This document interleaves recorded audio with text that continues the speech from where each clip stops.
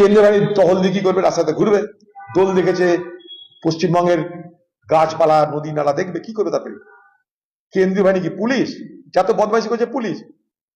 এখানকার তৃণমূল নেতার কাপড় কাচা ভৃত্যকে এসপি করে পাঠিয়ে দিয়েছে, সে তার কাজ করছে, পুলিশ পুলিশের কাজ করছে। সে তার টিম নিয়ে এসছে মুর্শিদাবাদে, বিভিন্ন থানায় থানায় টিম বসিয়ে দিয়েছে, বাছাই করা তৃণমূলের সমস্ত দালালদেরকে বসিয়ে দিয়েছে মুর্শিদাবাদের থানায় থানায়। কি মুর্শিদাবাদকে দখল করতে হবে, সেখানে রুট মার্চ করে কি করবে? কেন্দ্রীয় বাহিনী কি ক্ষমতা যেগুলো? ঘুরবে ফিরবে দেখবে, কদিন পর আম হবে, আম খাবে। মুখ্যমন্ত্রী এই পশ্চিমবঙ্গের মানুষকে বলে বাংলাকে বাঁচাতে হবে। সেই বাংলার রাজ্যসভার মেম্বার কারা হচ্ছে? একটাকে বাঙালি পাচ্ছেন বলুন? একটা কি মুসলমান পেয়েছেন বলুন? একটা কি শিডিউল কাস্ট পেয়েছেন বলুন? একটা কি আদিবাসী পেয়েছেন বলুন? ও মুসলমান, শিডিউল কাস্ট, আদিবাসী ভোটের জন্য দরকার, আর রাজ্যসভার মেম্বারের জন্য বাইরে থেকে অবাঙালি অফিসারদের যারা আপনার দালালি করেছে তাদেরকে আপনার সেখানটা সামিল করা দরকার। নির্বাচন কমিশনকে নতুন সরকার গঠনের আগে তাকে ভোট করাতে হবে, এটা নির্বাচন কমিশনের ম্যান্ডেট। কিন্তু কথা হচ্ছে যে যদি সেটা ক্ষতবিক্ষত থাকে, সেটা যদি ত্রুটিহীন না হয়, তাহলে ভোটটা হবে কোন গ্রাউন্ডে? সকলের মাথা ব্যথা হয় ভোট করাতেই হবে, তাহলে দিন রাত মেহনত করে, যেমন করেও বিএলও, এআরও, এইআরও, ডিএম সবাই মিলে মেহনত করে এই ব্যবস্থা সম্পূর্ণ করা হোক। ততদিন পর্যন্ত ভোট প্রক্রিয়া বন্ধ থাকবে, মানে নির্বাচন যেন ঘোষণা না হয়। নিয়ে বিপদে পড়েছে তো মতুয়া সম্প্রদায়ের মানুষ। এর আগেই তো আমি বলেছিলাম, আমি প্রস্তাব দিয়েছিলাম, আমি ভারতবর্ষের গৃহমন্ত্রীকে চিঠি করেছিলাম যে ভারতবর্ষের পার্লামেন্ট যখন চলবে, এই পার্লামেন্টে আপনি একটা অর্ডিন্যান্স নিয়ে আসুন, তাহলে তাদের ভোট দেওয়ার অধিকারটাকে সুনিশ্চিত করুন।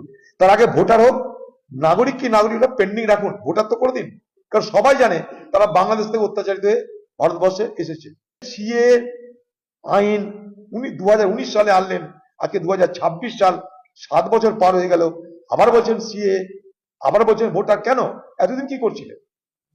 এতদিন করেননি কেন আপনারা? অর্ডিন্যান্স জারি করুন। সিকিউরিটি কে পাবে তার পিছনে গৃহ মন্ত্রণালয়, কোর্ট, তাদের কোনো ভূমিকা থাকে। কোন ব্যক্তির নিরাপত্তা সেটা নির্ধারণ করার একটা প্রক্রিয়া আছে।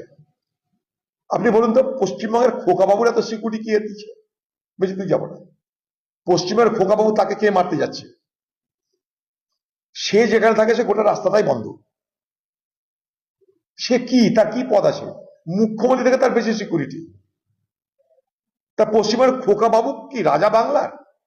তার জন্য সিকিউরিটি থাকে, তাহলে হুমায়ুন কবির জন্য কেন? মুখ্যমন্ত্রীকে আমার একটা প্রশ্ন, যে আপনি এসআইআর প্রক্রিয়ায় কারচুপির অভিযোগ এনে সুপ্রিম কোর্ট গেলেন, কিন্তু আমি দাবি করছি আপনার কাছে, বাংলার মুখ্যমন্ত্রীর কাছে,